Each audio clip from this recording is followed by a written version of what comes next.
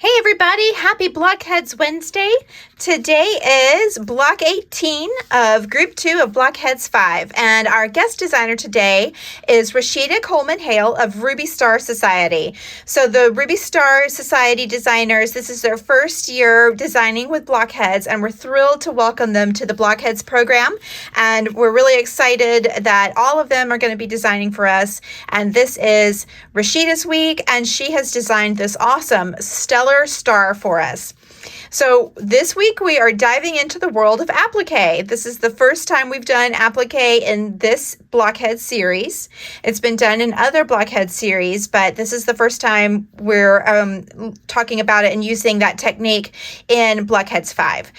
There was, I think, maybe just a little bit of optional applique on one of Sarah Thomas's blocks from the first group, but this week it's just applique. So we're going to talk about two different techniques. We're going to talk about freezer paper applique, and we're going to talk about raw edge fusible applique.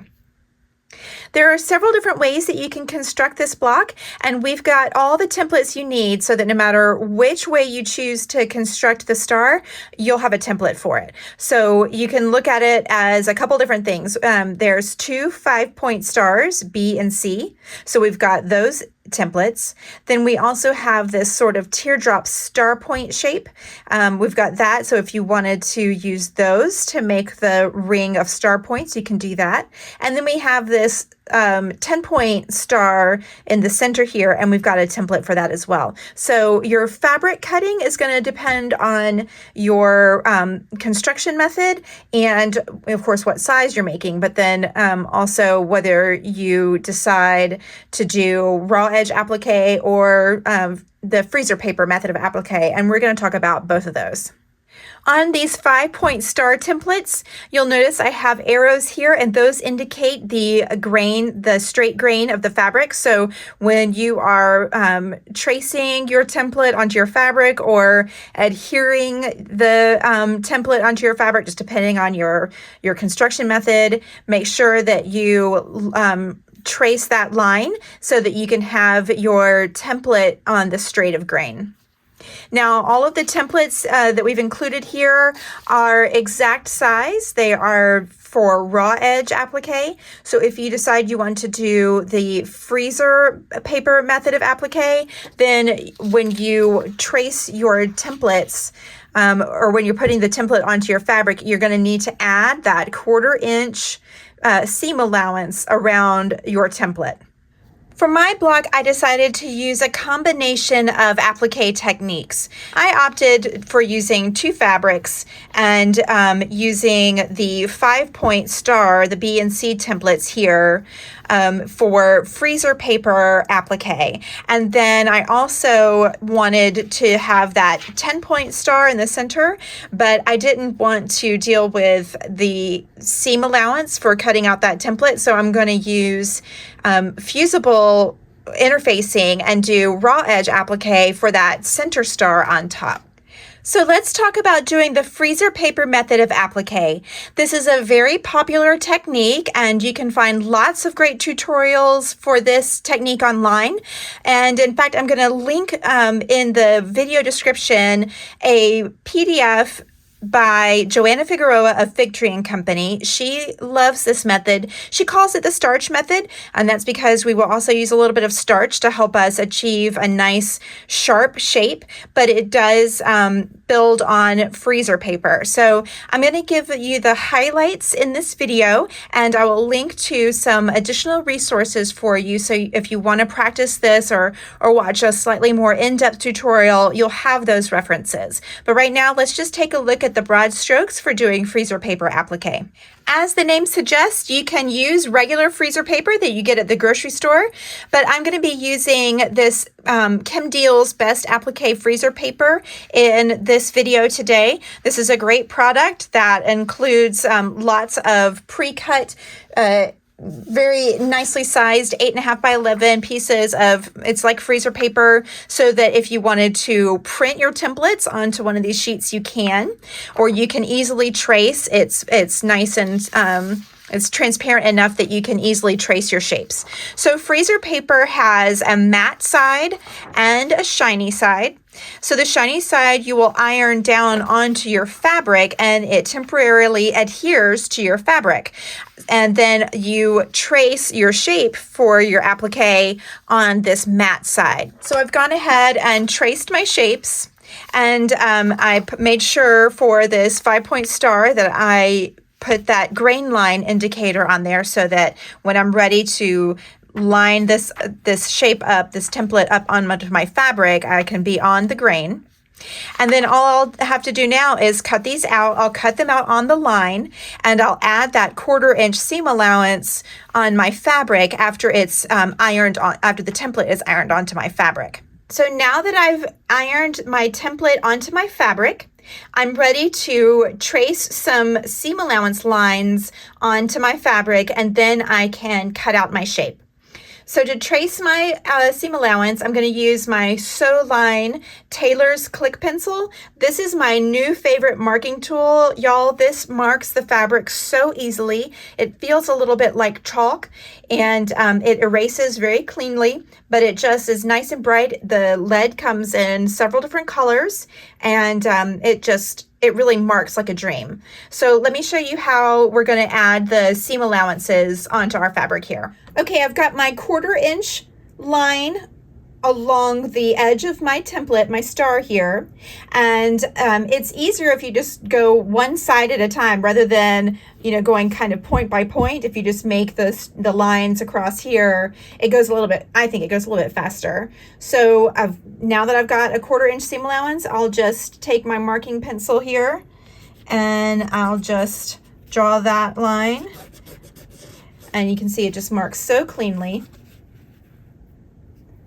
So I will just go around my shape here and mark those lines, and then I'll be ready to cut out my shape, and I'll have that seam allowance built in, and we're going to fold that seam allowance over the template so that we don't have a raw edge.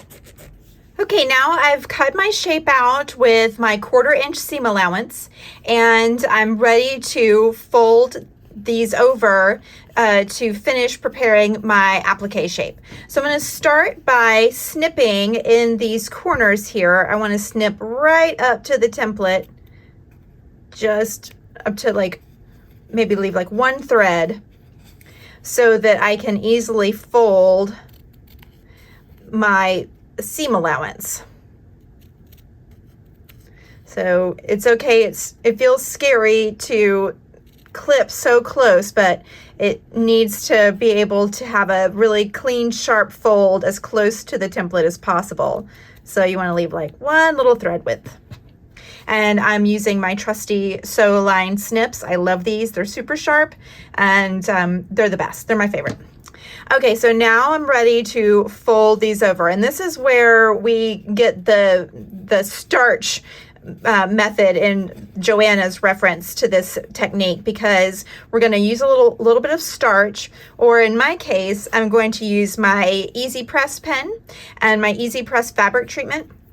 If you don't have one of these, you can put a little bit of starch in a bowl and use like a paintbrush to just sort of paint your starch along the edge here, but I'm just going to use my Easy Press pen, and I'm going to really get that saturated, the seam allowance saturated with the solution, and I'm going to fold this over, and it'll just kind of stick to itself a little bit, and press it down, and then I'm going to press it with a hot dry iron,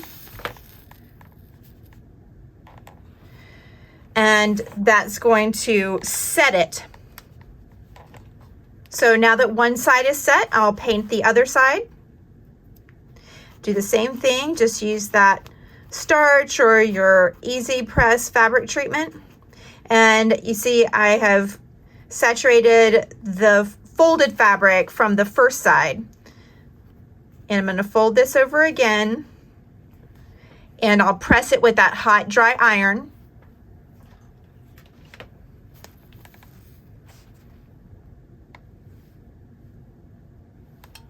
There we go. So that's one of my points done. Now don't worry about the dog ears. We're going to take care of that later. So I'm going to repeat the process all the way around, folding my seam allowance over one at a time, using my easy press pen and pressing with that hot dry iron until I have all of the seam allowances folded over. Okay, here's what it looks like when I'm done. So I've got all of my points pressed, and now I'm ready to just trim away these little dog ears. So I'm just going to take my snips and just kind of go underneath and just kind of snip that away. And you can see I've really only clipped that folded over seam allowance. I haven't clipped into my star point. So I'll just go around and trim all of those dog ears, just trim away that excess seam allowance fabric. And then I'll be ready to, I'll have my prepared shape ready, and I can applique it onto my background square. So let's take the paper out now. So I'm going to just kind of unfold my point just a little bit, and I'm going to peel away that star, and it peels away pretty easy.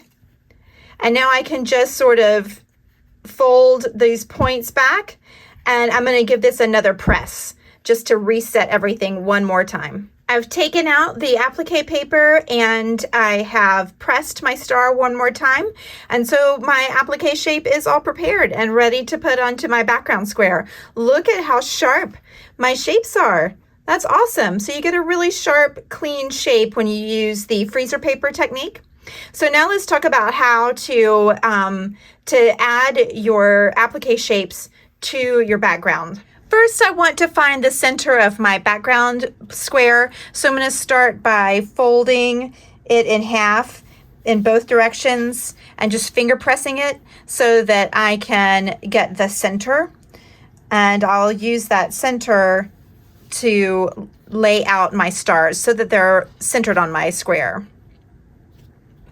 So now I'm going to use some glue-based. I've got Roxanne's Glue-Baste-It right here, and this stuff is great. It's just a little temporary adhesive that will hold down your fabric onto your square so that you can then stitch it down in your preferred method.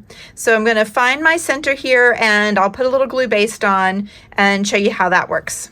Okay, I'm going to take my Glue-Baste-It, and I'm just going to put some drops of it. It comes out pretty easily here on the points of my star.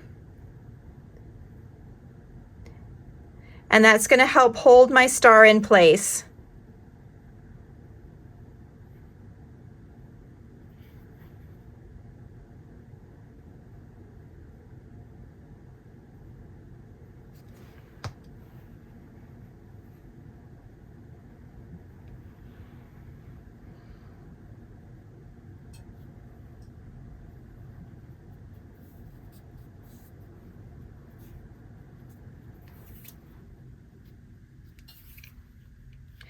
Okay, I have my first star glue-basted down, and I'm ready to stitch it to my background square. You can stitch your stars on in a couple of different ways. If you want to hand stitch them, you can do that using like an invisible stitch, sort of like a binding ladder stitch, or you can machine stitch. I know some folks will do an invisible thread zigzag stitch. I do not have a machine that has multiple stitch types. I only have a straight stitch machine, but that's okay. I'm still going to just machine stitch along the perimeter of my applique shape, and then I can add the next star. My first star is stitched down, and now I'm ready to add my second star. Now I did use my same color, light color thread, and that was a choice. I wanted you guys to be able to see the stitching, to kind of see how I did it. In case this is new for you. So, you know, you might want to use a thread color that blends with your fabric a little bit better, but I wanted you guys to be able to see my stitching. So it was a choice. Okay, let me add my second star down and stitch it, and we'll be ready to move on and talk about Fusible applique. Okay, I've got my 2 5-point stars stitched down, and I'm ready to add my 10-point center square. Now, if you are a little bit worried about bulk in the center of the stars, then what I would do is I would take my marking pencil and I would draw a little square in here. I'd stitch along that square, and then I'd cut out the fabric from inside that square. I'm not particularly concerned about the bulk. I think it's okay. It's not feeling too bad. And so I'm not going to do that. But if you were concerned about bulk, that would be how you would address that concern. So I mentioned earlier in the video that I wanted to use the 10-point center star, but I didn't want to do the freezer paper method of applique for that one. Instead, I wanted to do raw edge applique using fusible interfacing. So I've got my fabric here, and I've got some fusible. This is double-sided fusible interfacing. I'm using HeatnBond light sewable iron-on adhesive. So I followed the instructions for the HeatnBond light sewable iron-on adhesive, and I have adhered it to my fabric. So you put the fabric wrong side down on top of that textured adhesive surface, and then I took my template that I cut out from my pattern, and I cut it out and I traced right along the line. Since we're doing raw edge applique, we don't need to add a seam allowance on this. I am, however, going to cut just a little bit larger. I want to make sure that everything matches, and this is, this is a handmade project, so there might be just a little bit of variation. So I want to make sure that my shapes, my 10-point star shape covers everything here. So I am gonna cut it just a little bit larger, but I'm not gonna add a 1/4 inch seam allowance. Okay, I've cut out my shape. Let's see how it lines up. Perfect. Let's see, rotate it just a little bit. Yeah, I'm glad I cut it a little bit large. I think that was a good choice. So it's going to line up really great, and now I'm going to peel away the paper backing, and it'll expose the other side of the adhesive interfacing. And now I'll take this to my iron, and I will press it down using a hot, dry iron. Okay, I've ironed down my center star. Now this fusible interfacing is not permanent, so you do need to stitch after ironing it down. And I'm gonna just do like point to point and create sort of a radiating effect with my stitching. Okay, I've stitched down that center star. So that's how easy it is to do the fusible raw edge applique. Now over time, my edges will fray because this is raw edge. It's not like the freezer paper where I've got that seam allowance turned under, so I don't have the raw edge. But I think it's a fun look. I really like it. And for my block, I was happy to do the fusible. Now I've shown you how to do that, so you could absolutely do the same thing with the stars. If you wanted to just do the fusible applique and stitch them down, you could definitely do that. But I would encourage you to give the freezer paper or starch method a try. It's a lot of fun, and it's a great way to make a really nice, crisp applique shape. So this is my finished traditional block. And again, you can't really see my stitching for that center star on this one, but you can on my Americana block. And I really like the effect. I think it works with the 5-point stars together. I'm so pleased with how these blocks turned out. I haven't done a ton of applique, so this was kind of somewhat a new experience for me, and I really had a lot of fun. I love all the different design possibilities with this pattern, and I hope that you enjoy using the different pieces in different ways, and I can't wait to see how everyone interprets this stellar star. And if you've never done applique before, I hope that you are inspired to try out a new technique technique. Like I said, there's lots of resources online to help you learn a little bit more about the freezer paper technique. So don't forget to check out Joanna's tutorial PDF that I've linked in the description. She's also got lots of blog posts about that. So you can learn more about that technique that way if you want to practice doing the freezer paper a little bit more. Rashida, thank you so much for designing Stellar Star for us this week. What a fun block, and it's really exciting when we get to do something really new. This is a great block. This is a great introduction to applique, and it's been a lot of fun to walk through this pattern. I hope this video has been helpful for you this week, and I can't wait to see everyone's Stellar Star blocks. So don't forget to join us on Facebook if you haven't already. It's a great group with lots of inspiration, and we love seeing everyone's pictures every week. So find us on Facebook and join us, or if you're posting on Instagram, be sure to use the hashtag MotoBlockheads5 so that we can see your blocks every week. Thanks again for watching this video. I hope you have a great time making Stellar Star, and we'll see you next week.